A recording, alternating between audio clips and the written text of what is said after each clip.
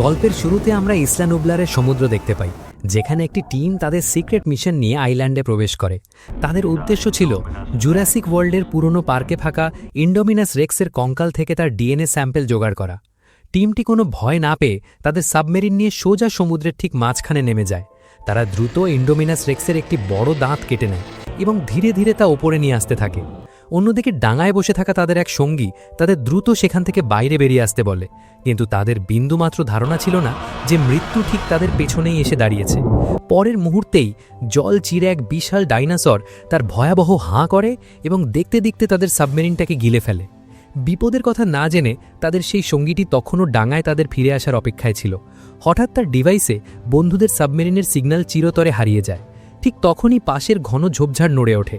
সে পেছনে ফিরে তাকাতেই দেখে সেখানে কেউ নেই। পরিষ্কার বোঝা যাচ্ছিল যে কোনো বিপজ্জনক কিছু তাদের পিছু নিয়েছে। সে ভয় পেয়ে ধীরে ধীরে পেছনে হটতে শুরু করে, কিন্তু পরের মুহূর্তেই ঝোপের পেছন থেকে একটা ভয়াবহ শব্দ শুনতে পায়। সে ঘুরতেই তার গা লোম খাড়া হয়ে যায়, কারণ সামনে একটা চরম আতঙ্ক সৃষ্টিকারী ডাইনোসর দাঁড়িয়েছিল। ভয়ে সে লাফিয়ে হেলিকপ্টারের দিকে দৌড়ে পালায়। ডাইনোসরটিও তার পিছু নেয়। তার প্রাণ বিপদে দেখে হেলিকপ্টারে থাকা সঙ্গীরা দ্রুত নিচে দড়ি ফেলে দেয়। সময় নষ্ট না করে সে দড়ির দিকে দৌড় লাগায়। ডাইনোসরটি তাকে প্রায় ধরে ফেলেছিল, কিন্তু শেষ মুহূর্তে সে দড়িটা আঁকড়ে ধরে। ভাগ্যক্রমে সে সেই দানবের হাত থেকে বেঁচে ফেরে।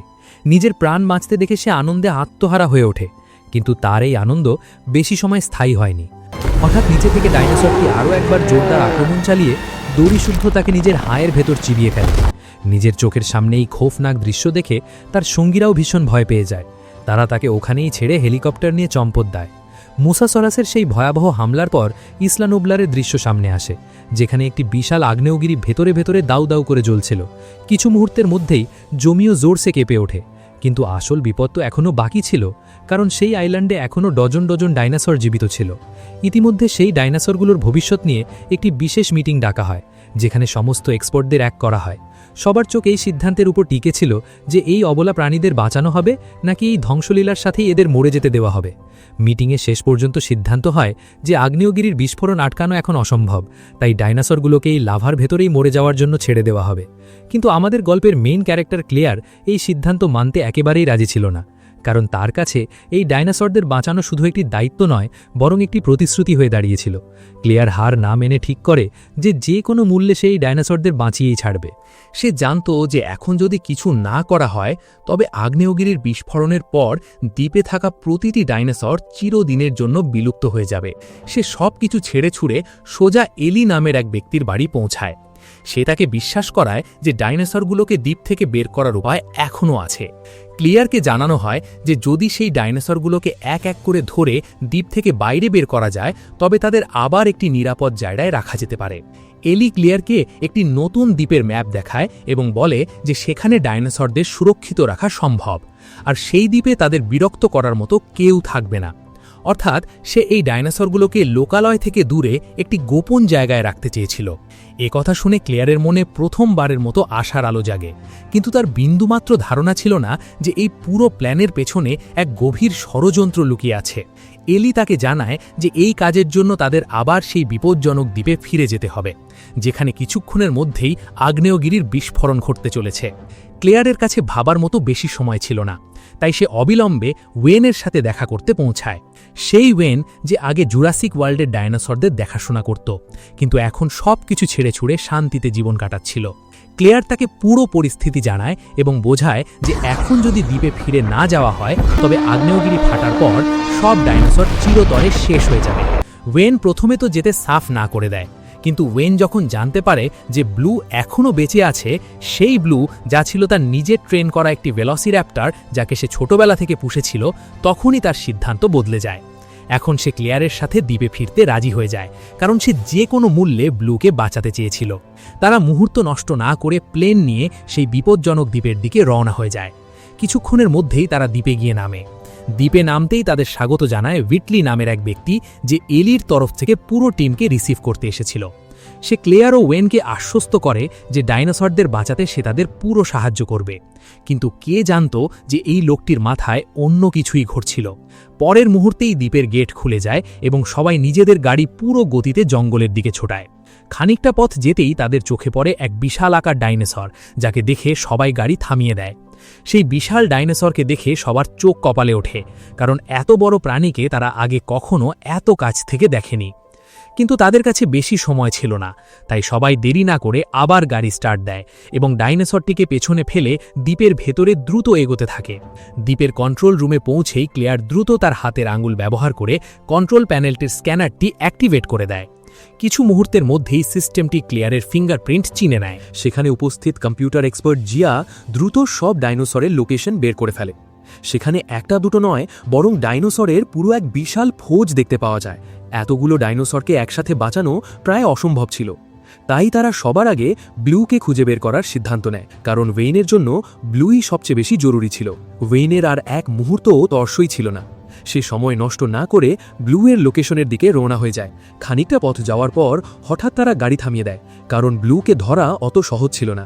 ওয়েন জানত যে ব্লু শুধু তাকেই বিশ্বাস করে, তাই সে একাই ঘন জঙ্গলের ভেতরে ঢুকে পড়ে। জঙ্গলে ওয়েনের প্রতিটি পদক্ষেপের সাথে সাথে বিপদও বাড়ছিল।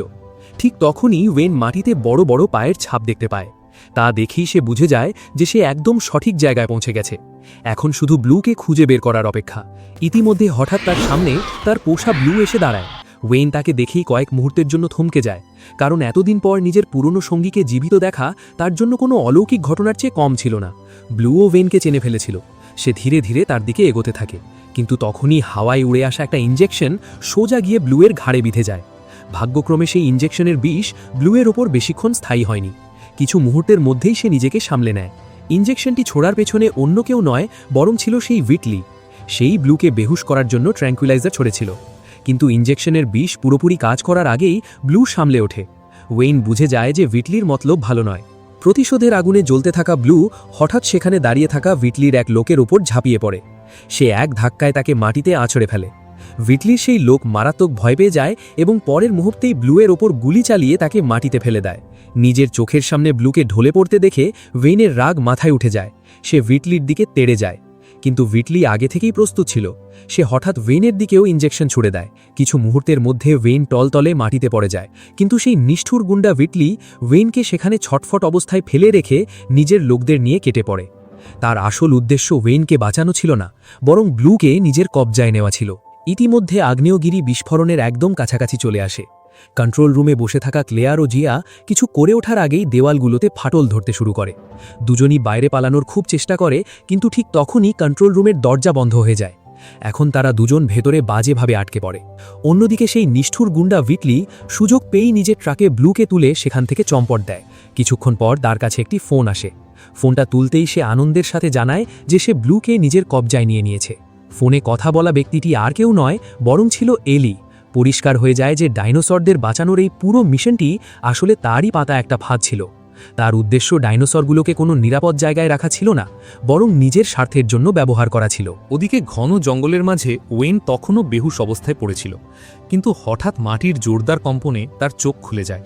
জ্ঞান ফিরতেই তার ঠিক সামনে একটা বিশাল ছুঁচলো শিংওয়ালা ডাইনোসর দাঁড়িয়ে থাকতে দেখে।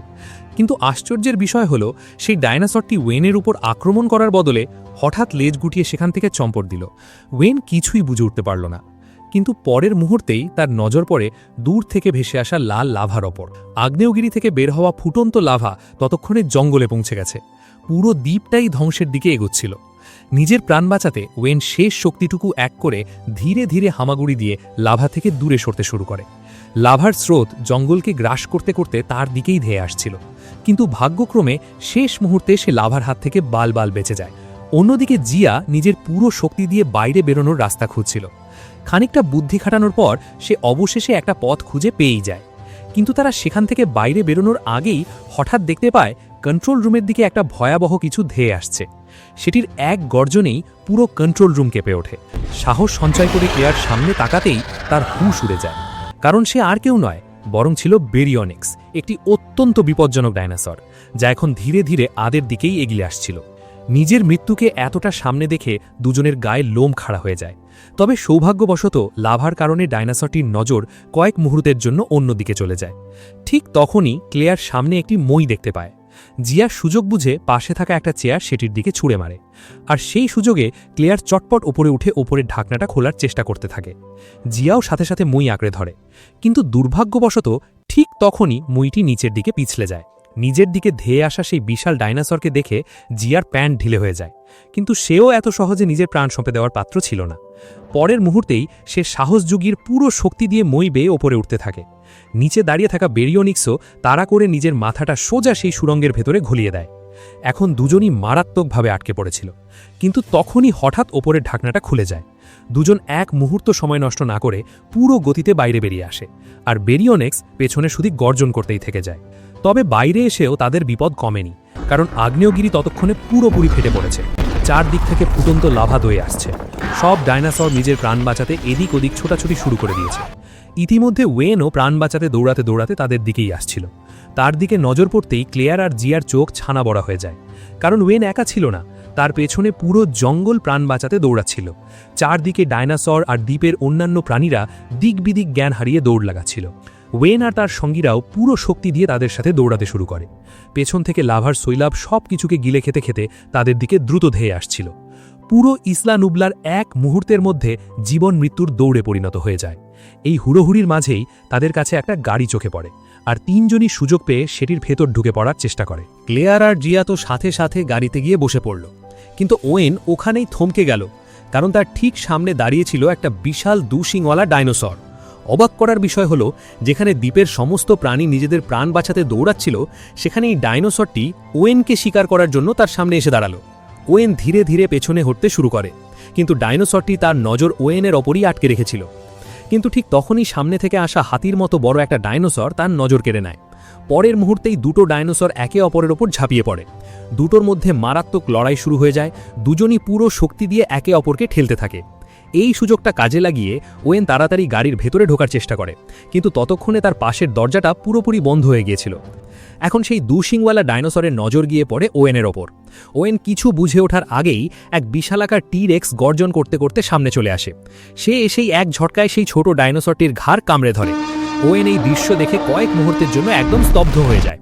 টি-রেক্সটি এক বিকট গর্জন মেরেই সেখান থেকে দৌড় লাগায়, কারণ পেছনে ততক্ষণে আগ্নেয়গিরি পুরোপুরি ফেটে পড়েছিল।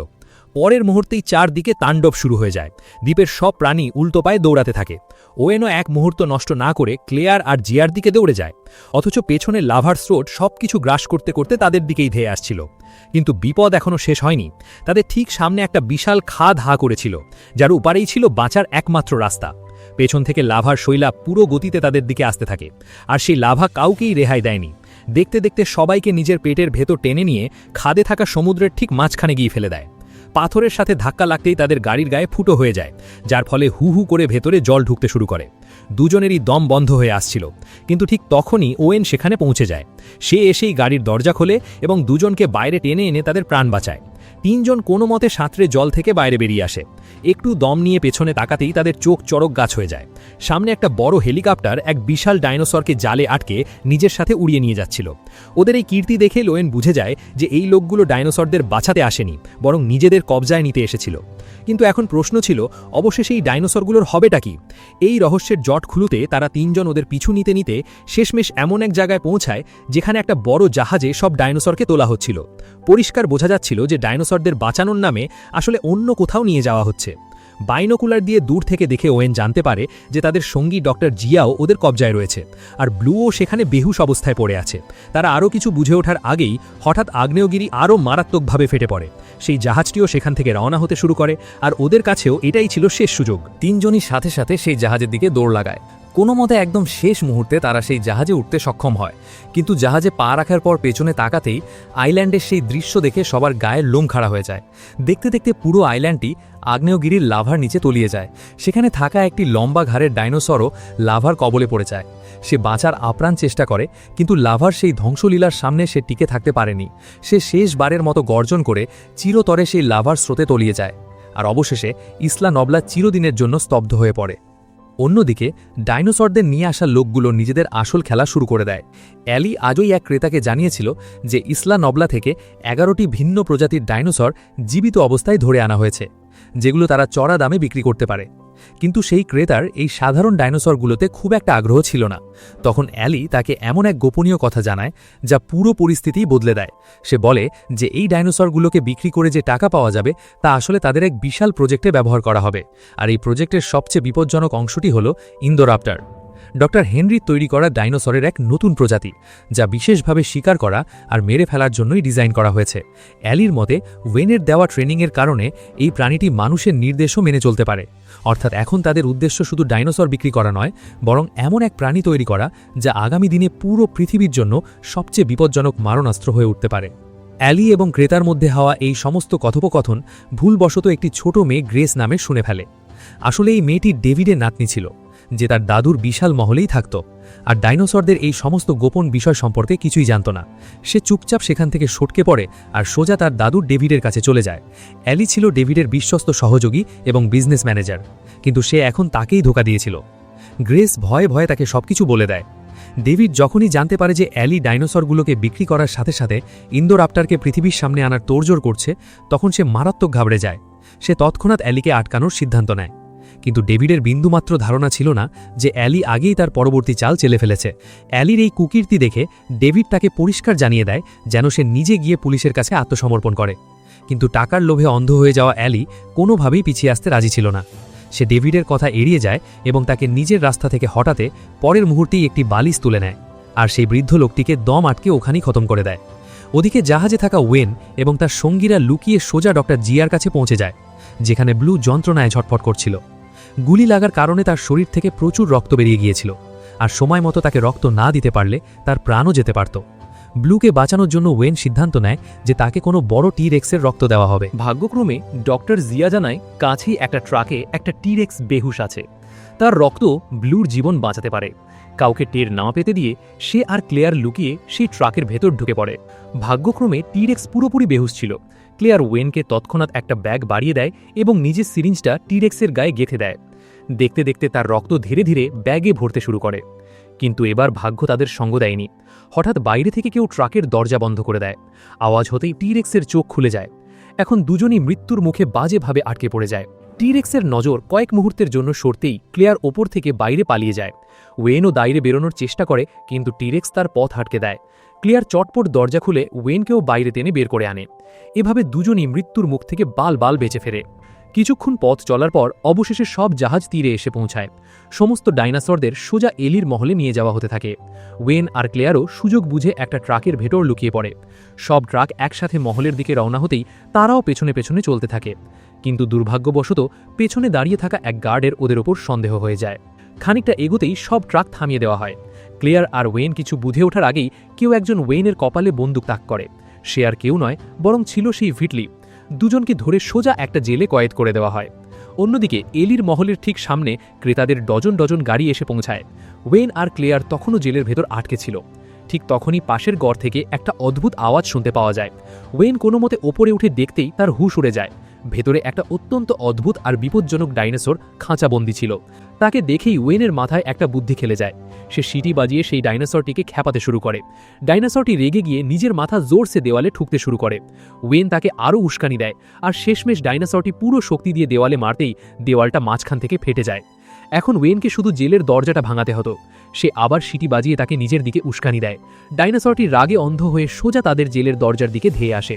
ওয়েনের ট্রিক কাজে দিয়ে দেয়। এক জোরদার ধাক্কায় জেলের দরজা ভেঙে খুলে যায়।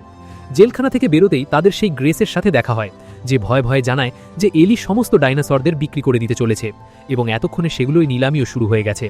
ওয়েন আর ক্লেয়ার বুঝতে পারে যে এখন যদি তারা কিছু না করে তবে এক এক করে সব ডাইনোসর চিরদিনের জন্য ভুল মানুষের হাতে বিক্রি হয়ে যাবে। দুজন সময় নষ্ট না করে গ্রেসকে সাথে নিয়ে সেই জায়গার দিকে এগোতে থাকে যেখানে ক্রেতারা জমেছিল।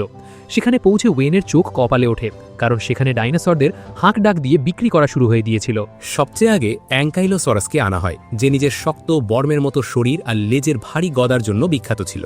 তাকে দেখা মাত্রই তার ডাক $1 কোটি গিয়ে পৌঁছায়। এরপর অ্যালোসরাসকে আনা হয়, যে নিজের খতরনাক চোয়াল আর শিকারী স্বভাবের জন্য পরিচিত ছিল। দেখতে দেখতে তার দাম $1.5 কোটি গিয়ে থাকে। এত টাকা দেখে এলির চোখে এমন চমক আসে যেন নিজের সারা জীবনের সব রোজগার এক জায়গাতেই পেয়ে গেছে। কিন্তু এখনও সবচেয়ে ভয়ঙ্কর জিনিসটা সামনে আসা বাকি ছিল। হঠাৎ একটা বিশাল কন্টেনারকে স্টেজে আনা হয়। সেখানে থাকা লোকটা ঘোষণা করে যে এবার তাদের সামনে পেশ করা হচ্ছে ইন্ডোর‍্যাপ্টর, এমন এক খতরনাক ডাইনোসর যাকে দেখেই পুরো হল জুড়ে সন্ন্যাসার নীরবতা নেমে আসে। এটা কোনো সাধারণ ডাইনোসর ছিল না, বরং ইন্ডোমিনাস রেক্স আর ভেলোসির‍্যাপ্টরের ডিএনএ দিয়ে তৈরি এক নতুন শিকারী। এর শক্তি আর চালাকি একে বাকি ডাইনোসরদের থেকে অনেক বেশি ভয়ঙ্কর করে তোলে।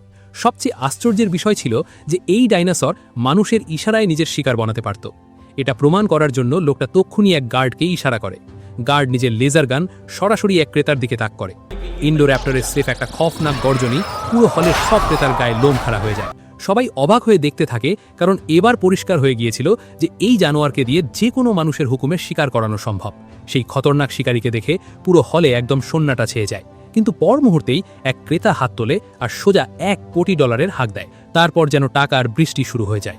এক এক করে সব ক্রেতা দাম বাড়তে থাকে। এলি দূরে দাঁড়িয়েই তামাশা দেখতেই থাকে, কারণ ইন্ডোর‍্যাপ্টরের দাম ততক্ষণে আকাশ ছোঁয়া হয়ে গেছে। কিন্তু লোকটা ঘোষণা করে সাফ জানিয়ে দেয় যে এটা স্রেফ একটা স্যাম্পল, আর একে এখন বিক্রির জন্য আনা হয়নি। কিন্তু যেমন যেমন দাম বাড়তে থাকে, ক্রেতাদের জোশও বাড়তে থাকে। এখন যে কেউ এই ভয়ঙ্কর শিকারীকে যে কোনো দামে নিজের কবজায় নিতে চাইছিল। অবশেষে সবচেয়ে বড় ডাক $4,27,00,000 গিয়ে পৌঁছায়।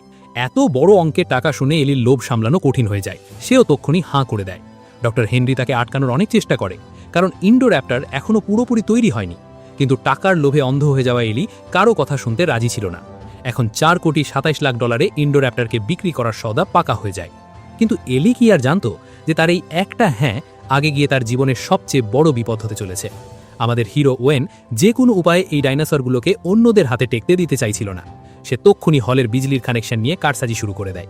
পর মুহূর্তেই হলের মেন গেট খুলে যায়, আর তখনই সেই শিংওয়ালা খেপা ডাইনোসরটাও হাজির হয়। তাকে দেখে ওয়েনের মাথায় একটা বুদ্ধি খেলে যায়। সে ডাইনোসরটাকে উস্কে দিয়ে সোজা হলের ভেতরে ছেড়ে দেয়।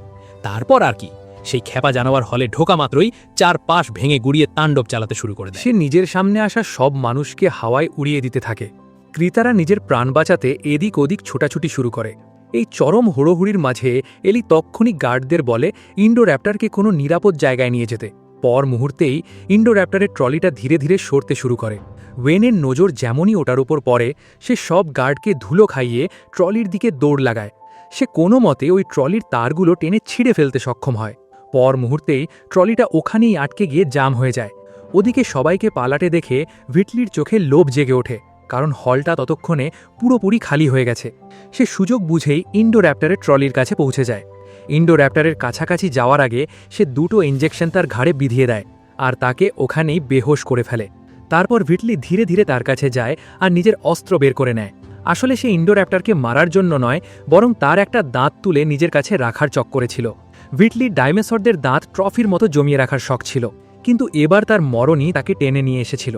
ইন্ডোর‍্যাপ্টর তখনও পুরোপুরি জ্ঞান হারায়নি। নিজের চালাকির জোরে সে বেহোশ হওয়ার নাটক করছিল, যাতে সেই খাঁচা থেকে আজাদ হতে পারে। যেমনই ভিটলি তার দাঁতটা কাটার চেষ্টা করে, পর মুহূর্তে ইন্ডোর‍্যাপ্টর এক থাবা মেরে তাকে হাওয়ায় তুলে নেয়। ইন্ডোর‍্যাপ্টর নির্মমভাবে তার একটা হাতি ধর থেকে আলাদা করে ফেলে। এই খফনাক দৃশ্য পাশে দাঁড়িয়ে থাকা সেই নিলামির লোকটা দেখে ফেলে। ইন্ডোর‍্যাপ্টরকে ভিটলির ওপর হামলা করতে দেখে তার হুঁশ উড়ে যায়। সে নিজের প্রাণ বাঁচাতে তক্ষুনি লিফটে ঢুকে পড়ে, কিন্তু ইন্ডোর‍্যাপ্টরের নজর আগেই তার ওপর পড়ে গিয়েছিল। সে ঝড়ের মতো তার দিকে ধেয়ে আসে, কিন্তু একদম মোক্ষম সময়ে লিফটের দরজা বন্ধ হয়ে যায়। লোকটা স্বস্তির নিঃশ্বাস ফেলেছে কি ফেলেনি, দুর্ভাগ্যবশত ইন্ডোর‍্যাপ্টরের লেজটা দরজায় থাকা কন্ট্রোলারে গিয়ে সজোরে লাগে, যার ফলে লিফটের দরজাটা আপনা থেকেই খুলে যায়। লোকটা যেমনই পেছন ফিরে তাকায়, দেখে ইন্ডোর‍্যাপ্টর তার ঠিক সামনে দাঁড়িয়ে। পর মুহূর্তেই সে ঝাঁপিয়ে পড়ে আর লোকটাকে জ্যান্ত গিলে ফেলে। ওদিকে এই ভগদড়ের মাঝেই এলি ক্লেয়ার আর ওয়েনকে ধরে ফেলে। এখন ওয়েন আর ক্লেয়ার আবার সেই লোকটার কবজায় চলে এসেছে, কিন্তু তখনই হঠাৎ একটা ডাইনোসর তার গার্ডদের ওপর হামলা চালিয়ে তাদের দূরে উড়িয়ে নিয়ে যায়। এরই ফায়দা তুলে আরও একবার তারা 3 জন বেঁচে ফেরে। ওদিকে ল্যাবে ডক্টর হেনরিও তার কাছে থাকা রক্তের সব স্যাম্পেলগুলো গুটিয়ে নিচ্ছিল, যা নতুন ডাইনোসর তৈরি করার কাজে আসত। সে যে কোনো দামে নিজের রিসার্চ বাঁচাতে চেয়েছিল, কিন্তু ঠিক তখনই কম্পিউটার এক্সপার্ট জিমি এক বেহোশির ইঞ্জেকশন হেনরির ঘাড়ে ফুঁড়ে দেয়, কিন্তু কপাল আবার ওদের সাথ ছেড়ে দেয়। গার্ডরা সুযোগ পেয়েই দুজনকে রেড হ্যান্ডেড ধরে ফেলে। এখন আর কোনো রাস্তা না দেখে ডাক্তার তাড়াতাড়ি ব্লুয়ের খাঁচার দরজা খুলে দেয়। আজাদ হতেই ব্লু সেখানে উপস্থিত গার্ডদের ওপর এক এক করে হামলা চালিয়ে দেয়। এই চরম বিশৃঙ্খলার মধ্যে একটা গুলি পাশে রাখা গ্যাস সিলিন্ডারে গিয়ে বিঁধে যায়। পর মুহূর্তেই বিকট এক বিস্ফোরণে পুরো ল্যাব কেঁপে ওঠে। সুযোগের সদ্ব্যবহার করে ব্লুও সেখান থেকে কোনো মতে প্রাণ বাঁচিয়ে চম্পট দেয়। ওদিকে ক্লেয়ার আর ওয়েন দুজন তখনও ইন্ডোর্যাপ্টরের জালে ফেসেছিল। কোনোভাবে বাঁচতে বাঁচতে তার একটা অন্ধকার জায়গায় লুকিয়ে পড়ে, কিন্তু ইন্ডোর্যাপ্টর সেখানেও তাদের পিছু ছাড়েনি। সে এসেই তাদের উপর হামলা চালিয়ে দেয়। ভাগ্যবশত একটা বড় গাছের খাঁজে তার শরীর আটকে যায়। সুযোগ পেয়েই গ্রেস মেয়েটি নিজের ঘরের দিকে দৌড় লাগায়, কিন্তু তাও সেই ইন্ডোর্যাপ্টর তার পিছু ছাড়েনি। সেও তার পেছনে পেছনে ছুটতে শুরু করে। তবে সময় থাকতে গ্রেস নিজের ঘরের দরজা বন্ধ করে দেয় আর চটপট গিয়ে নিজের বিছানার চাদরের নিচে লুকিয়ে পড়ে। কিন্তু সেই চালাক ইন্ডোর্যাপ্টর কি আর এত সহজে হার মানার পাত্র? সে যখন ভেতরে ঢোকার কোনো রাস্তা পেল না, তখন ছাদের উপর দিয়ে তাকে তাড়া করা শুরু করে। সে চালাকি করে নিজের ধারালো নখের ব্যবহারে ঘরের দরজা খুলে ফেলে আর ধীরে ধীরে নিজের শিকারের দিকে এগোতে থাকে। কিন্তু ভাগ্য ভালো ছিল যে ঠিক সেই মুহূর্তেই ওয়েন হাতে বন্দুক নিয়ে সেখানে হাজির হয়। সে এসেই তার উপর একের পর এক গুলিবর্ষণ করা শুরু করে দেয়, কিন্তু সেই পশুর ওপর গুলির কোনো প্রভাবই পড়েনি। এখন গ্রেসকে ছেড়ে তার নজর গিয়ে পড়ে ওয়েনের ওপর। কিন্তু নিজের মালিককে এভাবে বিপদে পড়তে দেখে ব্লু সঠিক সময় সেখানে পৌঁছে যায়। সে সোজা ইন্ডোর্যাপ্টরের ওপর লাফিয়ে পড়ে, যার ফলে ওরা দুজন ওখান থেকে পালানোর সুযোগ পেয়ে যায়। সুযোগ বুঝে দুজন ছাদের ওপর উঠে যায়, এটা ভেবে যে ইন্ডোর্যাপ্টর আর এখানে আসতে পারবে না। কিন্তু তখনই হঠাৎ সে তাদের ঠিক সামনে এসে দাঁড়ায়। এখন দুজন মারাত্মকভাবে ফেসে গিয়েছিল, কারণ তাদের ঠিক নিচেই ছিল গভীর খাদ। সেখান থেকে পড়লে মৃত্যু নিশ্চিত। এই লড়াইয়ের মধ্যেই ক্লেয়ারও সেখানে হাজির হয়। তার হাতে ছিল লেজারওয়ালা গান। সে এক মুহূর্ত সময় নষ্ট না করে লেজারের আলোটা সোজা ওয়েনের দিকে ফেলে। ইন্ডোর্যাপ্টর যেমনই লাল নিশানাটা দেখতে পায়, সে ওদিকেই দৌড় লাগায়। কিন্তু একদম শেষ মুহূর্তে ওয়েন নিচু হয়ে যায়, যার ফলে ইন্ডোর্যাপ্টর ছাদ থেকে নিচে ঝুলতে থাকে। তবে এটার জন্য এটা কোনো বড় বিষয় ছিল না। সে খুব সহজেই আবার উপরে উঠে আসে। এখন ওয়েন নিজের চোখের সামনে নিজের মৃত্যু নিশ্চিত দেখতে পাচ্ছিল। তখনই আরও একবার ব্লু সেখানে হাজির হয়। সে নিজের মালিককে কোনো অবস্থাতেই একা ছেড়ে দেওয়ার পাত্র ছিল না। মালিককে মৃত্যুর এত কাছে দেখে ব্লু সোজা ইন্ডোর্যাপ্টরের ওপর ঝাঁপিয়ে পড়ে। সে এসেই তাকে জোর করে নিচে ধাক্কা মেরে ফেলে। দুজন একে অপরের ওপর ঝাঁপিয়ে পড়তে পড়তে হাওয়ায় ভাসতে থাকে আর অবশেষে নিচে রাখা একটা বড় ডাইনোসরের ধারালো কঙ্কালের ওপর গিয়ে পড়ে। এই দুর্ঘটনায় ইন্ডোর্যাপ্টর ওখানেই মারা যায় আর ভাগ্যক্রমে ব্লু একদম সহি সালামত বেঁচে ফেরে। ইতিমধ্যেই ডক্টর জিয়া ওয়েনকে জানায় যে ভেন্টিলেশন সিস্টেমের মাধ্যমে বিষাক্ত গ্যাস পুরো হলে ছড়িয়ে পড়েছে। সব ডাইনোসর তার কবলে চলে এসেছে। তাদের যদি তক্ষুনি বাইরে বের করা না হয়, তবে কিছুক্ষণের মধ্যেই সব ডাইনোসরের প্রাণ চলে যেতে পারে। ওয়েন আর ক্লেয়ার এক মুহূর্ত সময় নষ্ট না করে সব ডাইনোসরকে বাঁচানোর সিদ্ধান্ত নেয়। ক্লেয়ার কন্ট্রোল সিস্টেম থেকে সব ডাইনোসরের খাঁচার দরজা এক এক করে খুলে দেয়। পর মুহূর্তেই সব ডাইনোসর হলের গেটের ঠিক সামনে এসে জমা হয়ে যায়। কিন্তু একদম শেষ মুহূর্তে ক্লেয়ার মেইন গেট খুলতে ঘাবড়ে যায়, কারণ এখান থেকে মাত্র 5 কিলোমিটার দূরেই একটা মানুষের বসতি ছিল। সে যদি গেট খুলে দেয়, তবেই সব খতরনাক ডাইনোসর সোজা সেই লোকালয়ের দিকে চলে যেতে পারে। এখন ক্লেয়ারের সামনে এমন এক সিদ্ধান্ত ছিল, যেখানে একদিকে ছিল ডাইনোসরদের প্রাণ আর অন্যদিকে শত শত মানুষের জীবন। কিন্তু ক্লেয়ারের কাছে মানুষের জীবন বাঁচানোটাই বেশি জরুরি ছিল, তাই সে গেটের বোতাম টিপতে মানা করে দেয়। হঠাৎ গেটের দরজা ধীরে ধীরে খুলতে শুরু করে। ক্লেয়ার এটা দেখে অবাক হয়ে যায়, কারণ গেটটা অন্য কেউ নয়, বরং গ্রেস খুলেছিল। গ্রেস এমনটা করেছিল কারণ সে জানত যে এই ডাইনোসরদেরও বেঁচে থাকার ততটাই অধিকার আছে যতটা মানুষের আছে। পর মুহূর্তেই সব ডাইনোসর আনন্দের দল বেঁধে বাইরের দিকে দৌড় লাগায়, আর এভাবেই পুরো সিনেমাটি শেষ হয়।